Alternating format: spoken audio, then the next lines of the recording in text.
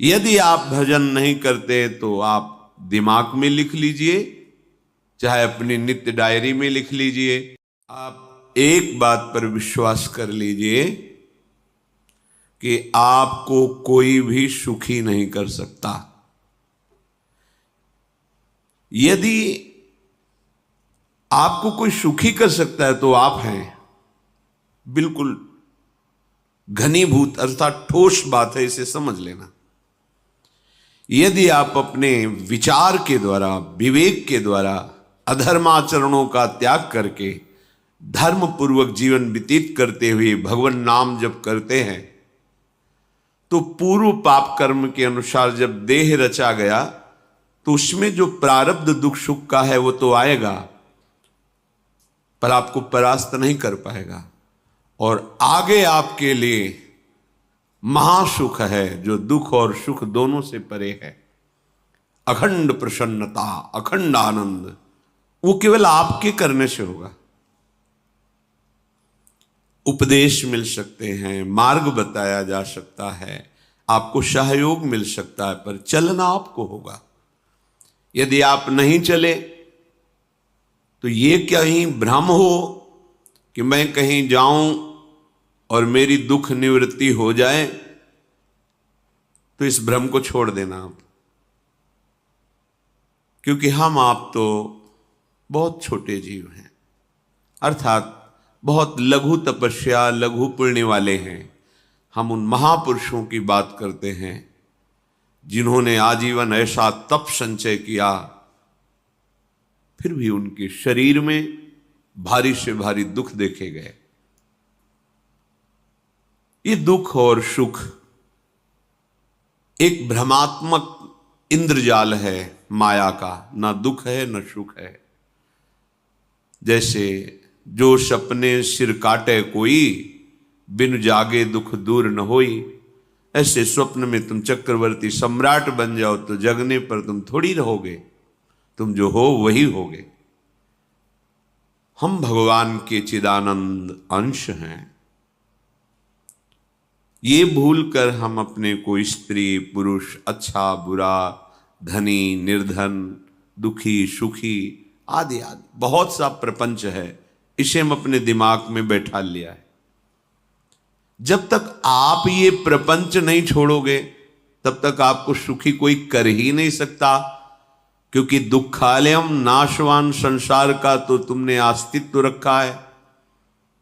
अगर ये किसी के दूर करने से होता तो स्वयं जगत गुरु परब्रह्म परमात्म तत्व भगवान श्री कृष्ण सामने हैं और अर्जुन को कह रहे हैं, मात्रा स्पर्शास्तु कौन्तेय शीतोष्ण सुख दुखदा आगमा पायनो अनित्यास्तास्तितिक्षस्व भारत। हे भारत, हे अर्जुन, ये आने जाने वाले अनुकूलता प्रतिकूलता, गर्मी शीतलता, अर्थात काम क्रोध लोभ मोह मद मत्सर अपमान निंदा, ये सब ताप पहुंचाते हैं। अनुकूलता सम्मान यश कीर्ति धन वैभव, मानी हुई मान्यता, ये सब शीतलता पहुंचाते हैं। ये उष्णता और शीतलता, अनुकूलता और प्रतिकूलता आने जाने वाले हैं।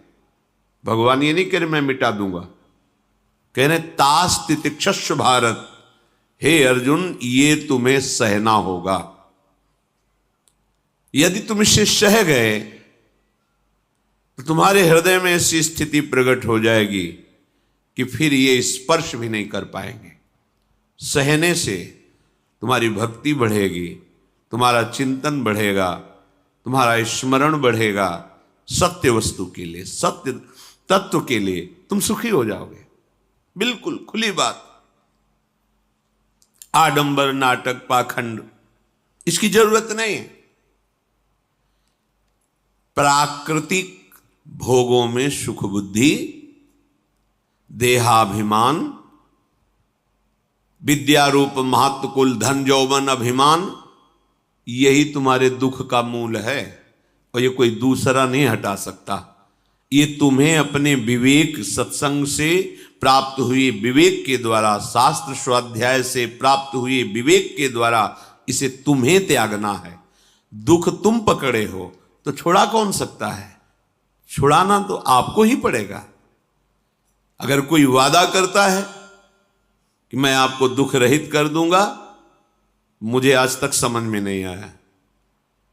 दुख रहित होने का जो उपाय है वो गुरुजन, महापुरुष, संत जन बताते हैं कि जब चारों ओर अंधेरा छा रहा हो, कोई अपना न दिखाई दे रहा हो, केवल दुख ही दुख, अशांति ही अशांति, उस समय आप देखिएगा कोई एक है जो आपको बहुत प्यार कर रहा है।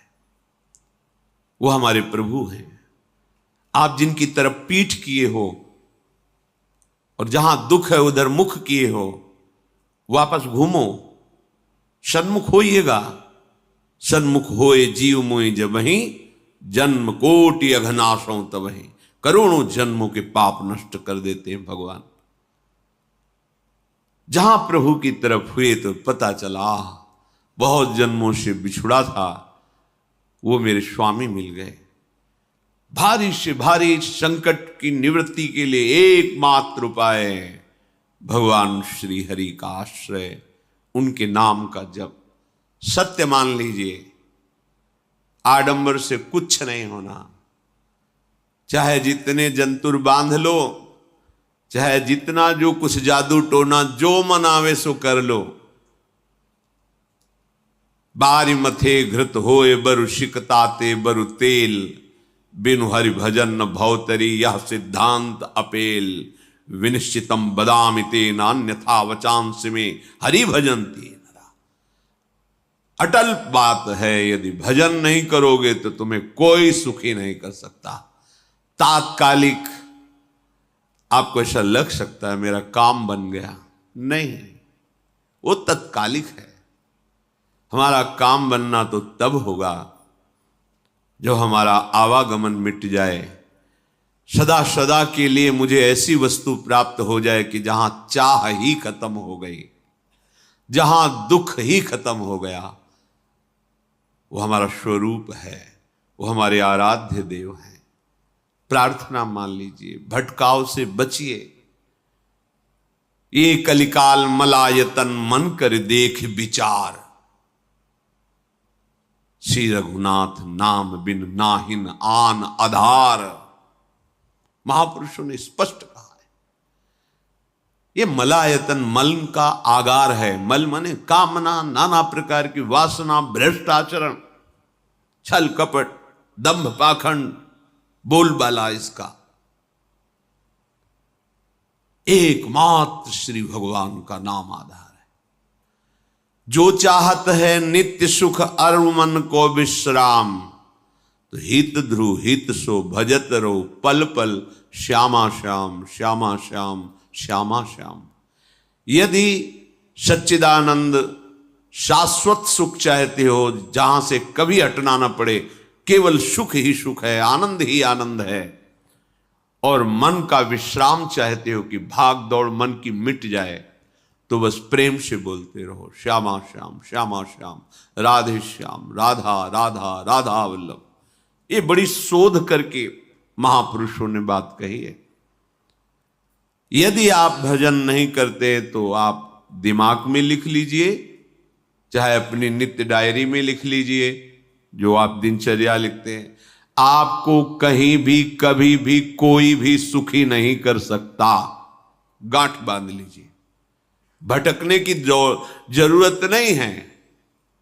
और यदि नाम जप करने लगे, धर्माचरण करने लगे, तो तुम आशीर्वाद देने वाले बन जाओगे। सातरति सातरति सा लोकांतारयति। ध्यान दीजिए, वो तर जाता है, वह तर जाता है, वो लोकों को तार देता है। जब पृथ्वी में भयंकर पापाचरण की वृद्धि हुई, असुरों के द्वारा प्रेरित होकर के जहां भी धर्माचरण, नाम कीर्तन, यज्ञ, हवन, होम, ऋषि मुनि विध्वंस कर दो, क्या हुआ? कोई दूसरा दिखाई दिया क्या? नहीं, किसी की सामर्थ्य नहीं थी। सब मिलकर के ब्रह्मा जी के पास गए, जो ईश्वर कोटि के महापुरुष सबने ब्रह्मा जी से प्रार्थना की। ब्रह्मा जी ने कहा हम भी जिनके सेवक हैं वही प्रभु अब हमारे दुख का निवारण कर सकते हैं। सोचो, आप किसी और से दुख निवृत्त कराना चाहते हैं, जिसने सृष्टि बनाई है, भगवान ब्रह्मा जी भी कह रहे हैं मैं जिनके सेवक हूं वही प्रभु हमारे और आप सबके दुखों का निवारण करते हैं। तो आपको समझ में नहीं आ रहा कि एकमात्र भगवान श्री हरि ही हमारे दुख का निवारण कर सकते हैं। हमें कहीं भागने दौड़ने की जरूरत नहीं है। साधु समागम इसलिए किया जाता है कि हृदय पवित्र हो जाए, पवित्र हृदय की पहचान बुद्धि में विवेक का प्रादुर्भाव हो जाए और विवेक से मोह का नाश करके हम निरंतर प्रभु के प्रेम में डूबे, भजन में डूबे। सबने एक साथ मिलकर के विचार किया कि महासुख सिंधु प्रभु से विनय करनी तो कहां जाया जाए, वैकुंठ चले, किसी ने कहा क्षीर सागर चले, अपनी अपनी भावना व्यक्त कर रहे थे। तेहि समाज गिरजा में रहू, अवसर पाई वचन एक कहू, हरि व्यापक सर्वत्र समाना, प्रेम ते प्रगट होई मैं जाना।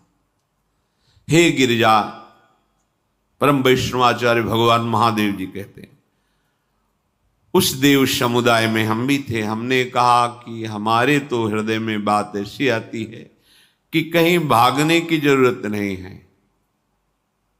हरि व्यापक सर्वत्र समाना, जैसे वो वैकुंठ में विराजमान है, क्षीर समुद्र में विराजमान है, ऐसे कण कण में विराजमान है। बस तुम प्रेम से पुकारो, जहां पुकारोगे वहीं प्रभु प्रकट हो जाएंगे। नाम बाणी जहां श्याम श्यामा तहां, नाम बाणी निकट श्याम श्यामा प्रगट। सिद्ध सिद्धांत है, भटकने की जरूरत नहीं। जहां हो वहीं से प्रिया प्रीतम का नाम पुकारो, नाम कीर्तन करो, उनकी लीलाओं का गायन करो, सबको सुख देने की भावना करो। देखो तुम्हारी दृष्टि बदलती चली जाएगी, भगवत साक्षात्कार करने की योग्यता आने लगेगी। ऐसा ही हुआ। सबने मिलकर के श्री भगवान को विनय पूर्वक आर्त भाव से पुकारा। आकाशवाणी हुई, निर्भय हो जाओ, निश्चिंत हो जाओ, मैं स्वयं अपने अंशों के सहित अवतार लेकर इस भूमि का भार हरण करूंगा। तुम सब बड़े बड़े जो देवता हो, जाओ हमारी लीला में सुख लेने के लिए सब ऋक्ष वानर आदि का रूप धारण करो। ब्रह्मा जी, महादेव जी, बड़े बड़े ईश्वर कोटि के लोकपाल बहुत प्रसन्न हुए, क्योंकि भगवद वाणी सत्य है, त्रिकाल सत्य है। सबको विश्वास हो गया कि अब मारा तो जाएगा ये महासुर, जिसको लगता था कोई ना मंत्र के द्वारा मार सकता है ना अस्त्र के द्वारा मार सकता है। स्वयं श्री भगवान पधार रहे हैं। भगवान ने जो निरंतर भजन प्राण रहते हैं, कश्यप जी, अदिति जी, वो भगवान के वात्सल्य में भरे थे। प्रभु जब प्रकट हुए तो उनसे कहा मुझे आप जैसा पुत्र चाहिए। प्रभु ने कहा कि मेरे जैसा तो मैं ही हूं, अद्वितीय हूं, दूसरा कोई है नहीं, मैं ही अवतरित होऊंगा। भजन में देखो कितनी सामर्थ्य है। जगत पिता को पुत्र रूप में प्राप्त कर रहे हैं। वही चक्रवर्ती सम्राट अवधपुरी के नरेश महाराज दशरथ जी के रूप में, जिनकी महामहिम अद्भुत सौभाग्य प्राप्त करने वाली तीन ये रानियां, श्री कौशल्या जी, श्री कैकेयी जी, श्री सुमित्रा जी। भगवान वशिष्ठ जी इनके गुरुदेव हैं। प्रायः बड़े बड़े महान जो राज्य पालक रहे, उनके ऊपर, राजा के ऊपर महाराजा विराजमान रहे। ऊपर से स्वर्गलोक आदि लोकों से भी ये शिक्षा मिली है। देवराजेंद्र तो भगवान बृहस्पति, दैत्यराज बलि तो भगवान शुक्राचार्य, जनक जी तो सदानंद जी महाराज, दशरथ जी तो वशिष्ठ जी महाराज। ऐसा था, क्योंकि जहां हमारा विवेक काम नहीं करता वहां ये ब्रह्मबोध संपन्न महापुरुष तत्काल हमको संभालते हैं। महाराज दशरथ जी के हृदय में प्रबल लालसा हुई कि अब अवस्था व्यतीत होती जा रही है, पर जो गृहस्थ धर्म का परम लाभ है वो तो हुआ ही नहीं। वशिष्ठ जी के चरणों में प्रणाम करके कहा, भगवान एक ही बात की असंतुष्टता है, हमारे कोई पुत्र नहीं है। वशिष्ठ जी ध्यानस्थ हुए, ध्यान में देखा और उनका, तुम्हारा जैसा सौभाग्य अन्य का किसी का नहीं हो सकता। तुम्हारे यहां स्वयं सच्चिदानंद भगवान श्री हरि अपने अंशों के साथ अवतरित हो रहे हैं। श्रृंगी ऋषि को बुलाया गया, पुत्रेष्टि यज्ञ करी, उसमें साक्षात भगवान अग्निदेव प्रकट होकर के खीर दिया और कहा अपनी रानियों को पवा दीजिए। वशिष्ठ जी के आज्ञा के अनुसार उस खीर को 2 भाग में किया। प्रथम भाग श्री कौशल्या जी को दिया, जो दूसरा भाग था उसके 2 भाग किए, उसका 1 भाग कैकेयी जी को दिया। अब जो 1 भाग बचा उसके 2 भाग किए और वशिष्ठ जी की आज्ञा के अनुसार एक माता कौशल्या जी को, एक कैकेयी जी को दिया। उन्होंने अपने हाथ से सुमित्रा जी को दिया, तो सुमित्रा जी के गर्भ से लक्ष्मण और शत्रुघ्न, कौशल्या जी ने जो भाग दिया उससे लक्ष्मण जी प्रकट हुए, जो रामचरण अनुरागी, अद्भुत अद्भुत हरि प्रेमी। शत्रुघ्न जी भरत चरणों का आश्रय लिए हुए राम जी का सेवन करते। बड़ा रहस्य है, कितनी मर्यादा है। गुरु की आज्ञा से जहां जैसा विधान होना चाहिए वैसा, तो उस बड़ा मंगल शुरू। ये महामहिम जगत पावन करने वाली माताएं मानो अपने गर्भ में अखिल ब्रह्मांडों के स्वामी को धारण किए हुए हैं, जिनके गर्भ में अनंत ब्रह्मांड वास करते हैं, उन प्रभु को अपने गर्भ में धारण करने का अनुभव कर रहे हैं। महाराज दशरथ बहुत प्रसन्न है। ये जीवन का परम लाभ है। प्रभु हमारे कोई भी हो, माता पिता भाई बंधु सखा पति प्रीतम पुत्र, कुछ भी, ये तो ऐसे करुणामय कोई भाव रख लो और गाढ़ भाव कर लो तो आपको अनुभव कराने लगेंगे। जिस भाव से आप देखोगे कैसा सुख महाराज दशरथ जी को हो रहा होगा, जिनको गुरुदेव से पता है कि स्वयं भगवान पधार रहे। प्रतिपल इनके दर्शन करके कौशल्या जी, कैकेयी जी, सुमित्रा जी के प्रेम पुलकित रहते हैं। दशरथ जी, अहो भाग्य, साक्षात भगवान पधार रहे। समय व्यतीत हुआ, जोग लगन गृह बार तिथि, सकल भये अनुकूल, चर अरु अचर हर्ष जुत, राम जन्म सुख मूल। ठीक योग लगन ग्रह वार तिथि सब अनुकूल हो गई। कब? जिसके हृदय में प्रभु का प्रकाश हो जाता है। जो प्रभु के भजन में रहता है तो योग लगन ग्रह वार तिथि नक्षत्र सब अनुकूल हो जाते हैं। जो पे कृष्ण चरण मन अर्पित, तो करी हैं का नवग्रह रंग। सब ग्रह नक्षत्र वार तिथि, ये जितने भी विघ्न कारक या शुभ कारक है, ये सब शासन में रहते हैं जिसके हृदय में भगवान नाम चल। जिते विनायक शुभ अशुभ, ये विघ्न करे नहीं कोई, क्योंकि भगवान का नाम चल रहा है, हृदय में भगवान प्रकाशित हो गए हैं, परमानंद अनुभव होता है। ऐसे भगवान जगत में प्रकट हो रहे हैं। ये तो कभी कभी अवतार होता है, पर ये अवतार होता ही रहता है। भगत के हृदय रूपी महल में अवतार होता रहता है। जो निरंतर भगवत चिंतन परायण अपने अहम को भगवान के चरणों में समर्पित किया तो भय प्रकट कृपाला, यही हृदय में प्रकाशित हो जाते हैं। हृदय में ही दिव्य वृंदावन प्रिया प्रीतम दिव्य लीला। चैत्र का महीना, नवमी तिथि, शुक्ल पक्ष, अभिजीत मुहूर्त, ठीक दोपहर का समय 12 बजे सब लोगों को परमानंद प्रदान करने वाले प्रभु पधारे। शीतल मंद सुगंधित वायु बह रही है,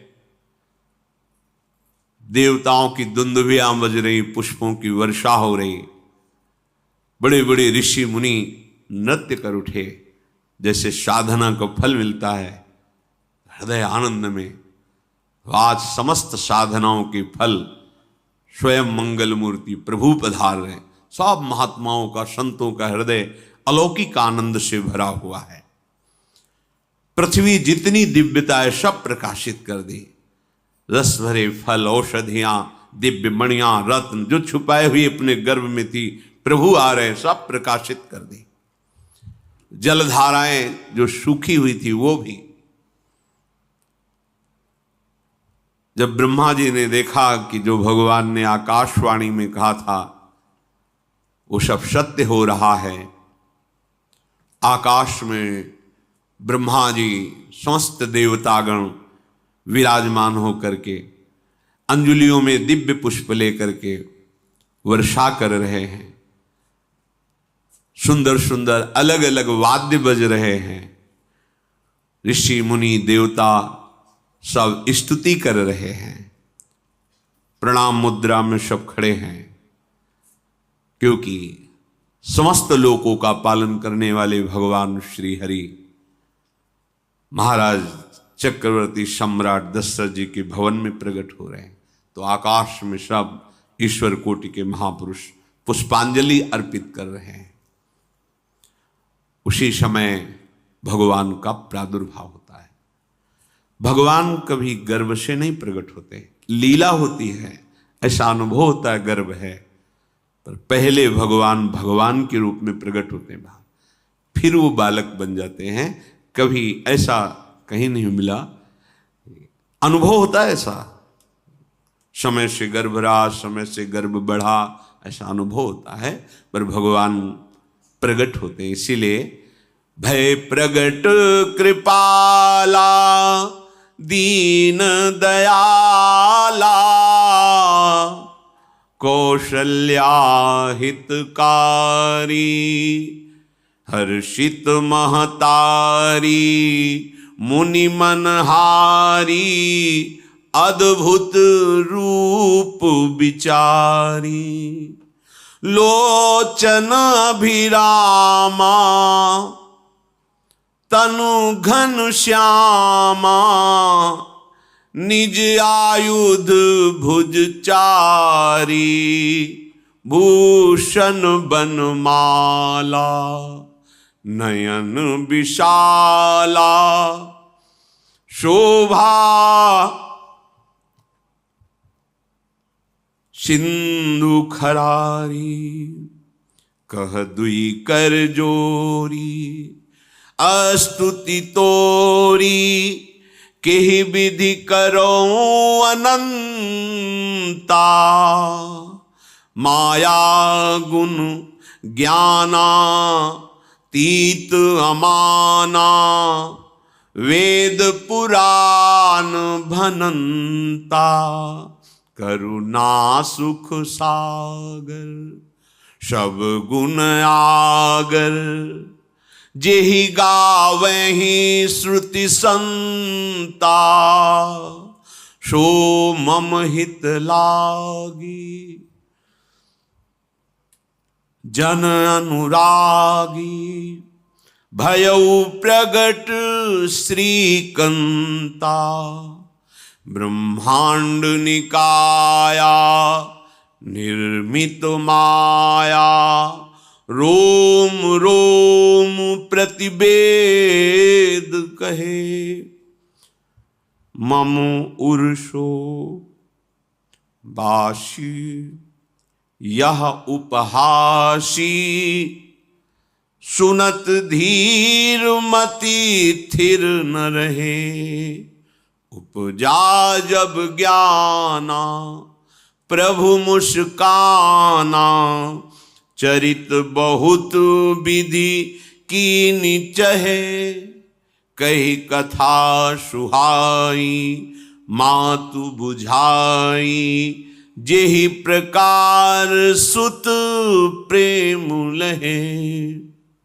दीनों पर दया करने वाले, बात समझिए। बहुत तपस्या है, बहुत गुण है, बहुत बड़े साधक हो, बहुत बात अभी नहीं बनी। दीनों पर दया करने वाले। अगर हमारा भजन साधन बन रहा है, हमें भगवत चर्चा कथन श्रवण का सौभाग्य, धाम नाम रूप लीला, ये मेरे प्रभु की हेतु की कृपा है। आप एक बार भी राधा नहीं बोल सकते, कृष्ण नहीं बोल सकते, एक मिनट भी आप नहीं आ सकते, ये केवल मेरी लाडली की कृपा है। हृदय में किंचन मात्र गर्व नहीं, अभिमान नहीं। वो हमारे भगवान को बहुत प्यारा होता है, प्रियालाल को बहुत लाडला होता है। हमें प्रभु के अगर चरणारविंद के अनुराग में डूबना है तो विवेक से देखो है क्या पास हमारे। अगर कुछ भी दिया हुआ है भौतिक आध्यात्मिक, वो सब मेरे प्रभु का दिया हुआ है, तो गर्व किस बात का, अहंकार किस बात, तो दैन्यता आ जाएगी। अज्ञान से ये अहंकार बढ़ता है, ज्ञान से इसका समन हो जाता है। चाहे भौतिक हो चाहे आध्यात्मिक हो, मेरे को सब कुछ मेरे प्रभु ने तो दिया है। ध्यान देकर देखो तुम्हारी उपज क्या है, तुम भी तो उन्हीं के अंश हो।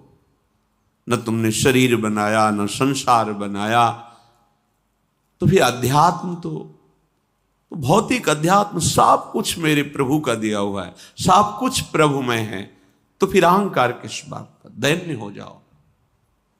यंत्र कहे कि मैं दक्षिण की तरफ चलूंगा और यंत्री तुम्हें उत्तर की तरफ चलावे तो एक कदम चल नहीं सकता यंत्र, ठीक ऐसे ही तुम हो। पर यह ज्ञान ना होने के कारण अहम वृत्ति को स्वीकार करके मनमानी आचरणों में उतर गए। अब तुम्हारा यंत्री माया हुई, यंत्रारूढ़ानि मम मायया। और यदि भगवद आज्ञा का पालन करते हुए भजन परायण, तो आप भगवान के हाथ के यंत्र बन जाओगे, महासुख में निमग्न हो जाओगे।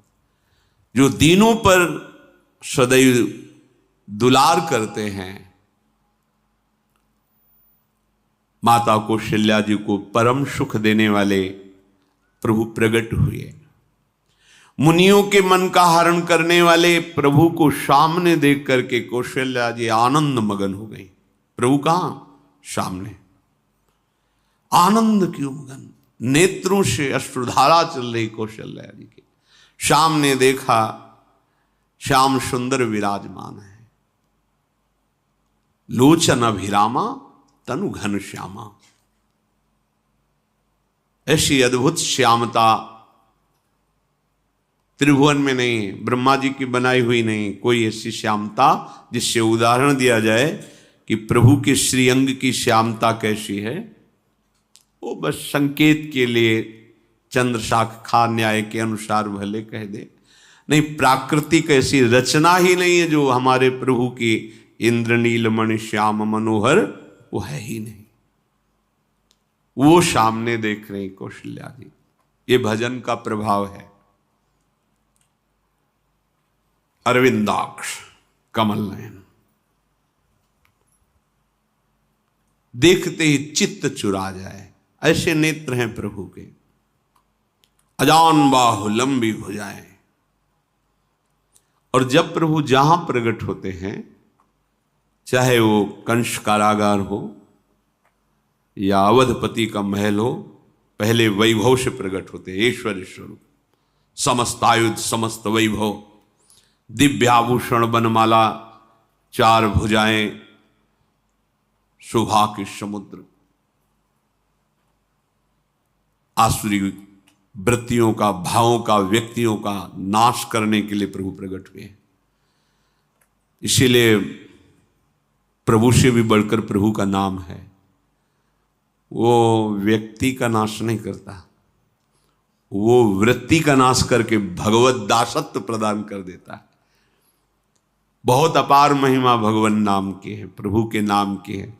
प्रभु प्रकट होते हैं तो दुष्टों का विनाश करते हैं, लेकिन प्रभु का नाम जिसके हृदय में प्रकट होता है, दुष्टता का नाश करके उसे जगत पावन करने वाला बना देता है।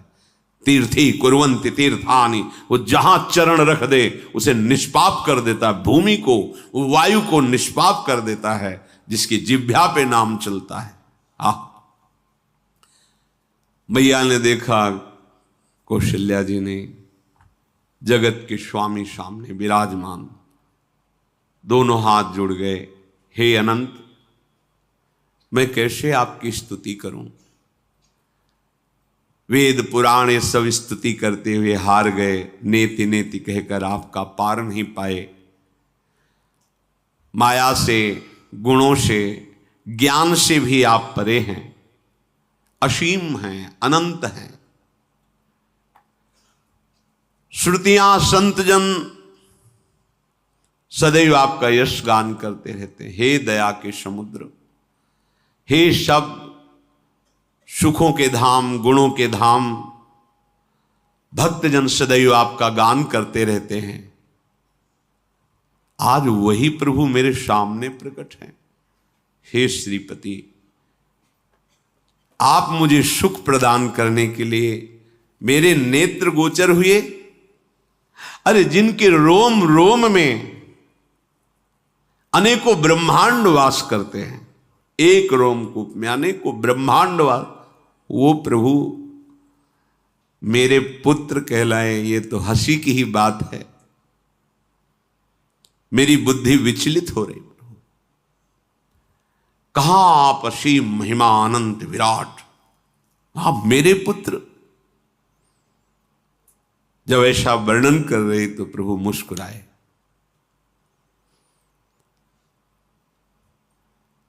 बहुत प्रकार से मैं आपको सुख देना चाहता हूं, इसलिए पहले मैं इस रूप में आया हूं कि आपने जो भजन करके मांगा था कि मेरे जैसा पुत्र हो, तो देखो मैं ही स्वयं, मेरे जैसा और कोई है ही नहीं, मैं ही स्वयं आया हूं। तुम्हें याद है? याद, स्मृति आई। हाँ प्रभु। फिर प्रभु अब इस रूप में नहीं।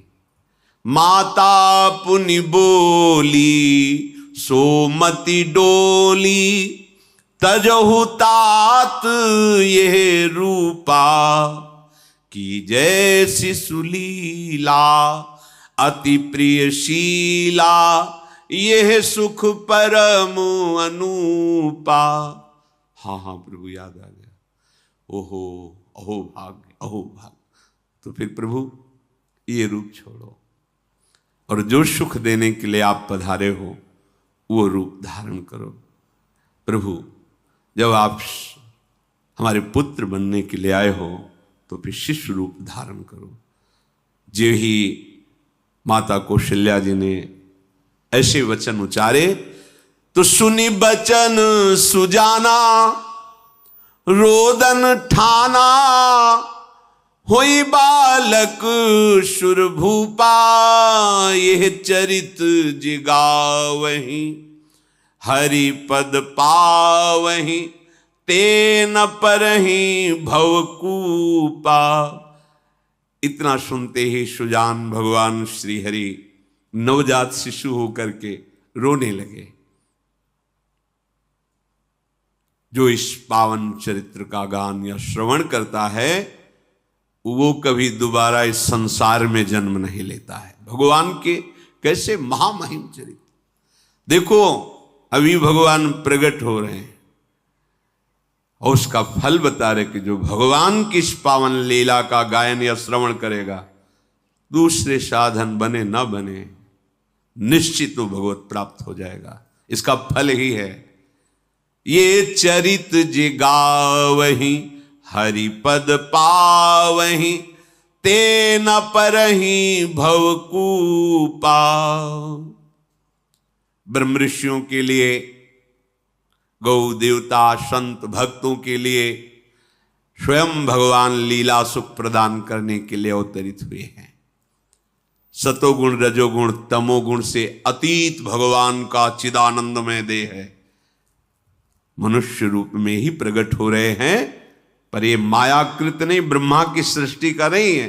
चिदानंद सच्चिदानंद रूपाय, ऐसे ही चिदानंदमय देह तुम्हारी विगत विकार जान अधिकारी। निज इच्छा निर्मित तनु है, कर्म बंधन से नहीं, प्रकृति के अधीन नहीं, प्रकृति को अधीन करके स्वयं की इच्छा से आत्मस्वरूप सच्चिदानंद भगवान का विग्रह है।